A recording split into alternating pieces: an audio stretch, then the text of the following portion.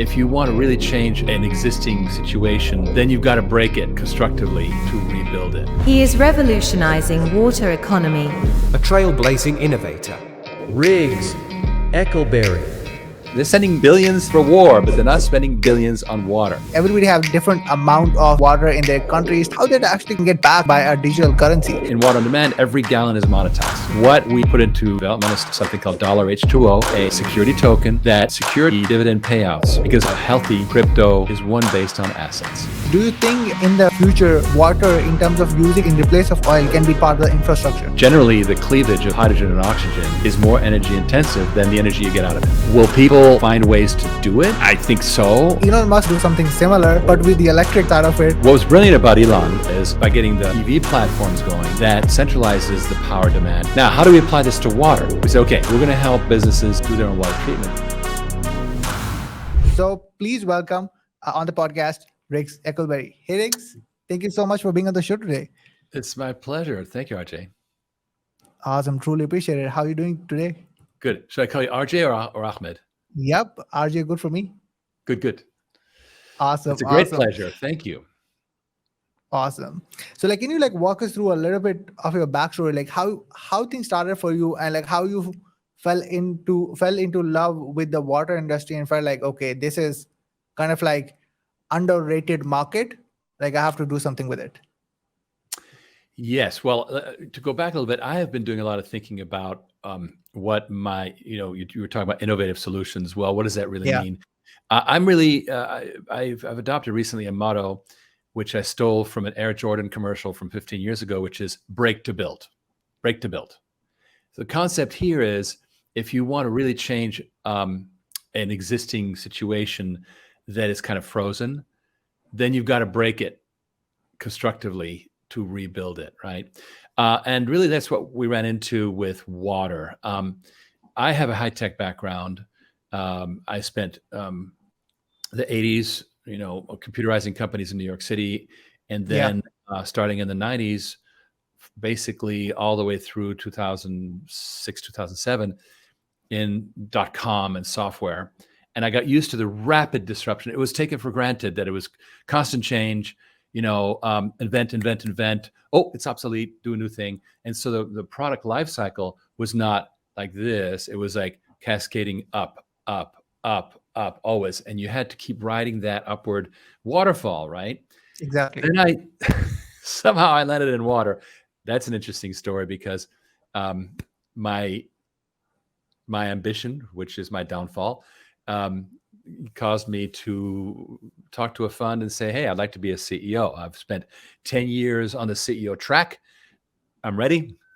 And they said, yes, we think so too. And so they said, we're not doing high tech anymore. We're doing green, and we want to do an algae startup for biofuels. At the time, crude was at $120, which is a lot, really, when you think it was 2007, right? And hasn't even gone back to that yet. And so we launched this algae thing. It was wonderful. It was fantastic. And that is a space that was in rapid transformation. Unfortunately, it got transformed by fracking. And it literally, fracking was the agency that broke the whole idea of alternative fuels, because price of crude crashed to below $50 a barrel. Yeah. No. Now, we had to make a decision, and we decided to reuse our technology for the water industry. And because separating algae from water is very similar to separating sewage from water. Okay. So we had a technology advantage and application. So we launched into water, and that's when I came, things slowed right down. And all of a sudden I was in a very static industry. And from that point on, I was trying to figure out, how do I get traction? How do I move the needle? As VCs in Silicon Valley like to say, move the needle, Yes. right? How do I move the needle? Well, initially we were, pushing technology licensing, and we were sort of in this spinning wheel. It turns out the water industry takes 12 to 15 years to adopt a new technology. And we didn't have that kind of funding, and we didn't have that kind of runway. And so we had to do something else. We started acquiring and creating companies, which has been our strength ever since. But in addition, in 2016, I got excited about the dramatic change happening in water, which is that the water infrastructure in North America and most of the rest of the world is broken. It's not going to be fixed anytime soon. It's very true in the Indian subcontinent as well. I mean, there's just a lack of infrastructure. And India is spending $190 billion in the headwaters of the Himalayas, but nothing on municipal sewage. So perhaps that's true in Pakistan as well. So we have a problem of infrastructure. How do we solve it? Well, they're sending billions for war, but they're not spending billions on water. And so how do we handle it? Well, the revelation was that 90% of all water usage is by industry and agriculture. And that's true all over the world, except the ratio is different. For example, Somalia has 90% agriculture, 10% industry. In America, that 90% usage is half and half. And, I haven't checked the Pakistan numbers, but it's probably 60-40, something, it varies. But still, humans are only 10% of water usage, and we don't realize that. And so the problem and the solution is with industry agriculture. And what I came across in 2016 was this new phenomenon of decentralized water, meaning do it yourself. Make industry do their own water treatment. And then people go right away, oh my God, that's like Nestle stealing all the water. Like, no, we're treating the dirty water that nobody is treating. I mean, RJ, internationally, 80% of all sewage is never treated at all. It's just dumped. Only 20% is treated. That's a scandal in my book, right? So we really decided that this is the future. Unfortunately, 2016, there was no awareness. And in the break to build process, there's a stage where if you want to build something, you've got to sell the idea, right? Okay, I want to break the old thing and start the new. Well, you need to somehow get what Microsoft calls attachment, right? Attachment to something new. So how do you get attachment to the idea? And that we were super early for. But we made a very good decision in 2018 to bring in a guru of decentralized water, Dan Early. And over the years, we built a whole division that does that. I'm getting ahead of myself, but that's how I got into the space, and that's how we're trying to disrupt it. Oh wow, this is actually amazing, because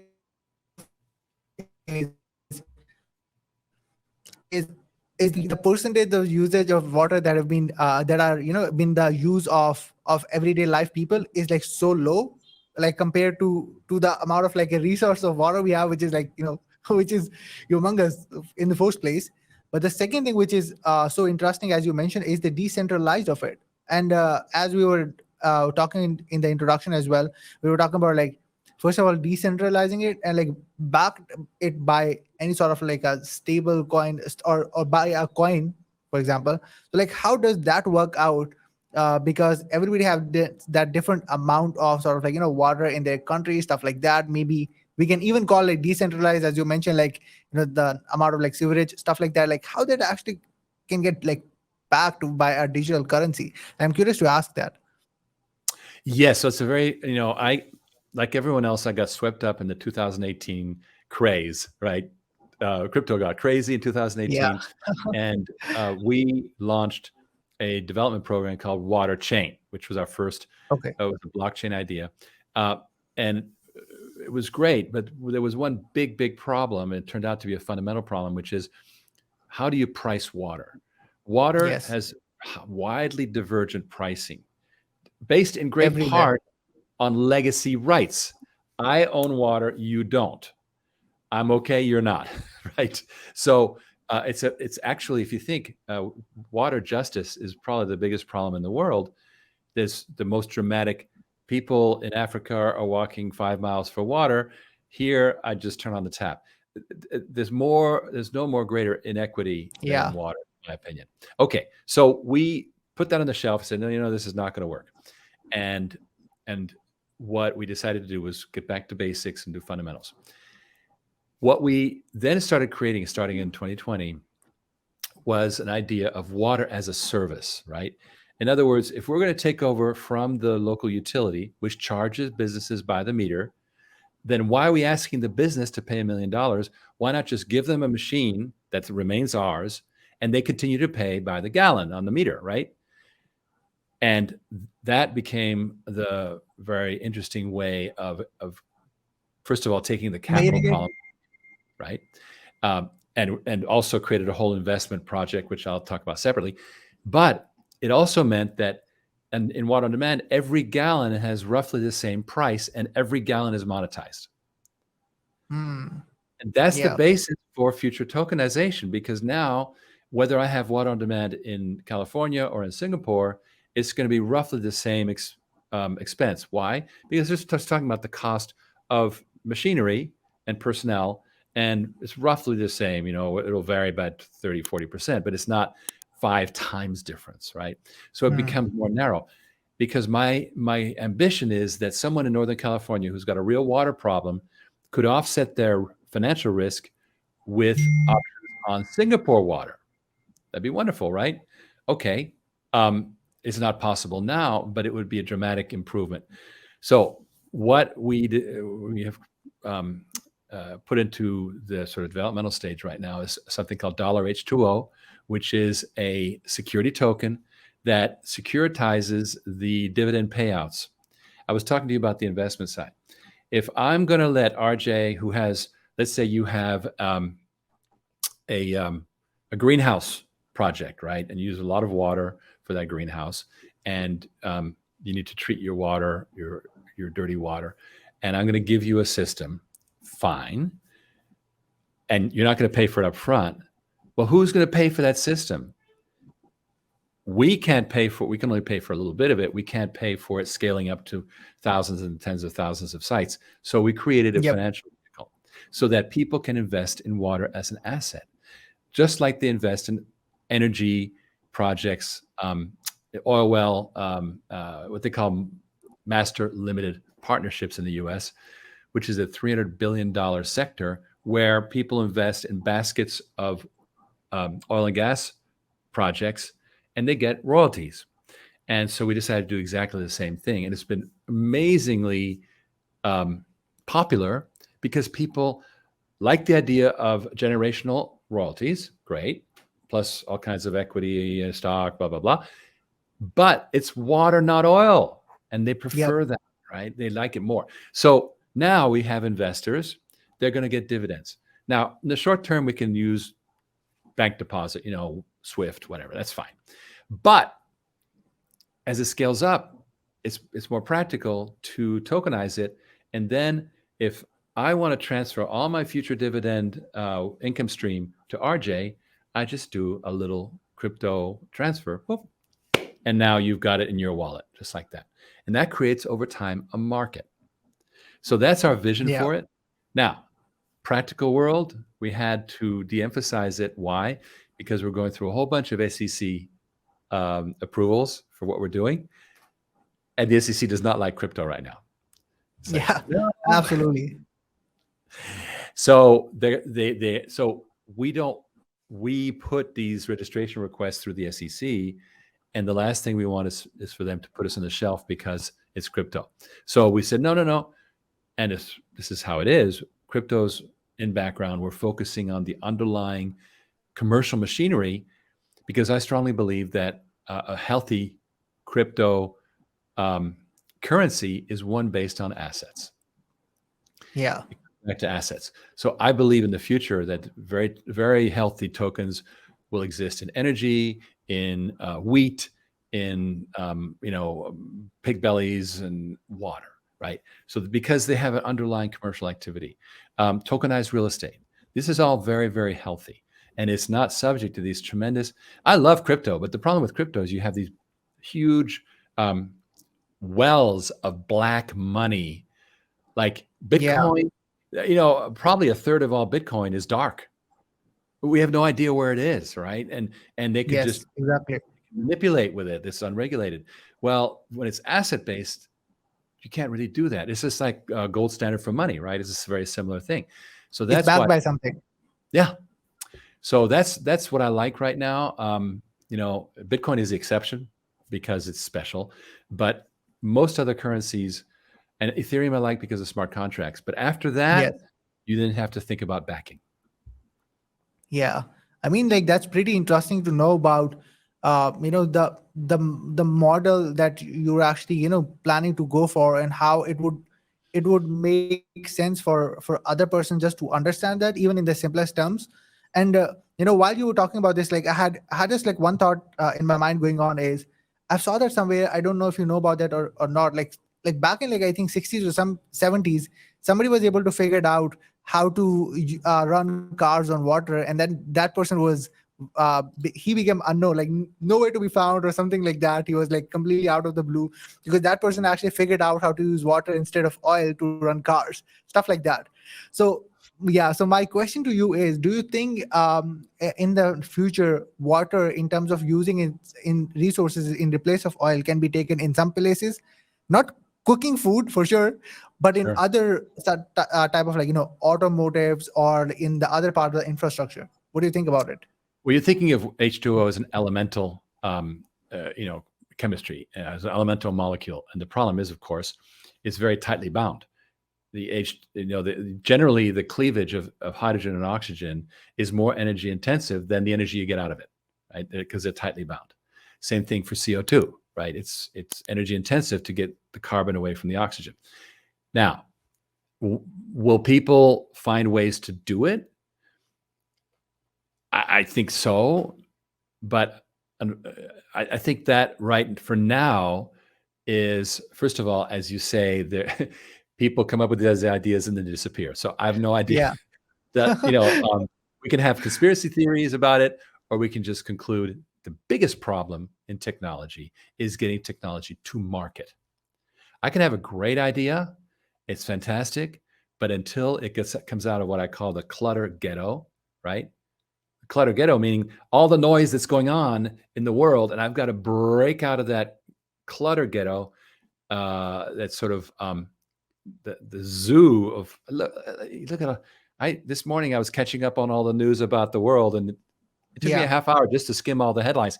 So much going on, and you've got to break out of it somehow, and that requires more of a marketing focus than most innovators have. And that's, again, it comes back to this idea of break to build. This original person, which I've heard about, like you, about using water to drive cars. Again, that's a break to build concept. Right? I got to break the fossil model to build a new one. But in order to do that, you've got to break through technology. But now you've got to break through on the marketing side, and that, I think, is the biggest challenge of all. And of course, you've got lobbies, vested interests that don't want it to happen. But the biggest problem, in my opinion, is not political; it's marketing. Yeah. Yeah, absolutely. Because one is definitely, as you mentioned, like marketing. If nobody actually knew about it, even if you get like disappeared, nobody even knew like where you gone. But on the other side, you're kind of like competing with a $1 trillion industry that is running like solely on oil, stuff like that, which is another massive sort of, challenge according to that.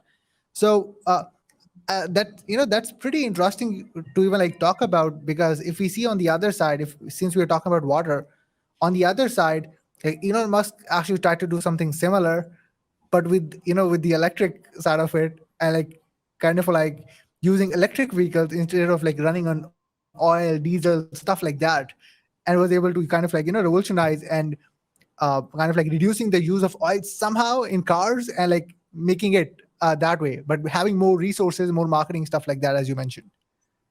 Well, what was brilliant about Elon, and this is another important thing, in the break to build formula, is he attacked the easiest side of it, which is the hard part is the source fuel itself. He just transferred the burning of fossils from the car to the power plant. Okay, now you say that's bad. That's bad. Well, yeah, but it's a step in the right direction. He's literally said that. It's like, look, I know that EVs don't use less energy if you count what's coming from the power plant. However, it's a step in the right direction. And by getting the EV platforms going, that centralizes the power demand, and now you can address the power generation problem, creatively with a variety of geothermal and a ton of different ways, nuclear. That you can't have a nuclear engine in a car, but you can have a nuclear power plant. So when you centralize it, you're able to use much more potent solutions. So one aspect to finding a way forward is to find a micro application, a part of the problem. Let's take our water car inventor person, right? How do you take that and find the easiest step to get it adopted in some application somewhere? And maybe it's in irrigation motors or something stupid, right? Yeah. So you have it going somewhere, and that's proof of concept, and it gets traction, and then you're able to do more. So that was the brilliance of Elon Musk, is that he didn't try to tackle the entire problem. He tackled the really, it's illogical to have a gasoline powered independent device, whether it's a lawnmower, whether it's a car, etc. These things should all run on electricity. Logically, right? That's how it should Yes. be. So I think that's the brilliance of it. Now, how do we apply this to water? Well, what we did was we said, okay, we're going to help businesses do their own water treatment. Let's start with the ones that have a real problem today. They don't have a choice. And our business has been doubling and tripling on a year-to-year basis, going at helping people who have who are forced to do it. They are separated from sewage. For example, we had a client who had a mobile home park, a trailer park. I don't know if you have them in Pakistan, but there are lots of them in the US. And they were forced to. Why? Because they were too far from the city for sewage, and they were being fined a lot of money by the local environmental agency. And so they had to put in their own water treatment. That's an ideal customer for us right now. So the people who are forced by economic circumstance, i.e. too far from sewage, and also regulatory circumstance, i.e. being fined, that nexus is our customer base today. Now, it won't be our customer base tomorrow, but that creates people who must have self-reliant water treatment. They must have it. Right now in the north of Texas, there is a land boom going on where they're building housing developments much faster than they can build water treatment facilities. And so we are putting in containerized modular water treatment. You can see it on our YouTube, OriginClear's YouTube. These modular is there's one place called Munson Point, which is just on the edge of Oklahoma. And we put in a simple container, I mean, the no water expertise required to maintain it, just a regular facilities manager. And that's done. It's taken care of. No running of sewage lines or anything like that. So that's the audience we're talking to, is people who have to have it. The reason why we're putting in place water on demand is for the next generation, which is people who would like to have it, for three reasons. Number one is so that they can control their water and sewage rates, which in America are inflating as fast as college tuition, which we know is inflating very fast. Secondly, they can recycle under their own control, which reduces their water costs. And thirdly, they're free of interference from the local government, because as long as they meet the requirements, they can just put the water into the ground and everybody's happy. So for those three reasons, people will be interested in doing it. And that's when they'll run into the capital need. And that's what we're building for, is for in any kind of market, it's an inverse pyramid. You start with the people with a real need. They're a tiny percentage, right? They're like, I need it now. I got to have it. This is it. That's, 12, 14% of the market. The much bigger one is the people who have to have it, or who want to have it, right? Who think it's good. They have a strategic need for it. And then the final third, which is the most of all, is the people who just finally adopt it because everyone else is doing it. So that's where we're going into right now. So right now we're servicing the must-have, and we're starting to get into the want-to-have. And I think that's, again, going back to this break-to-build concept. If we're breaking the business model, start again with the smallest application that needs you the most and get a business going that way and progress from there. Got it. Got it. I mean, like that's a pretty interesting insight, as you mentioned, like how everything kind of like applies, and this pyramid of the people who actually, that's kind of like a buyer cycle is also kind of like pretty similar with it. Like some people, like 3 to 4% are like instant buyers. They just want to have it, and then the other of them are kind of like aware of it, and they kind of like want it. On top of that, they're like, okay, they're kind of like getting it just because there is a trend. One of the last thing I really want to ask about is, I mean, like for us, like for all of us out there who probably living in US, Canada, like especially here in Pakistan, India, in some places for sure, like we take water for granted for sure. But the people who are living in Africa, they have a lot of problems around that, a lot of, and I think in a lot of different sort of like organizations, they always try to kind of like figure out how to make it like even easier or more accessible for the people who are living in Africa, because I feel like that is the sort of like the continent that faces the most amount of problems in terms of getting the even cleaner water accessed. So like, what do you think about that in the longer perspective? I mean, like that's in and of itself is like a huge topic to even like talk about, but like what's your thought around that, or what's your maybe like plan in the future, maybe like tap into that side of the world as well? So what are your thoughts around it? Well, something I believe 50% of African cities have not yet been built. In other words, there's so much pent up growth that and so I think there's an opportunity in building those future cities to embed a decentralized model. For example, let's take a look at India, where there is no sewage infrastructure. Well, the solution then is self-reliant. You take a housing cluster, give them a module, boom, and they take care of themselves. Now, that comes back to capital, right? How do you finance it? Because everybody's up for it, but who's got the money? Same thing in Africa. So if we can put in place a formula, a flow where investors come in, it funds the capital, which then gets the projects done, and then people pay by the gallon, then we have a lot of mini utilities, mini municipalities, which are private.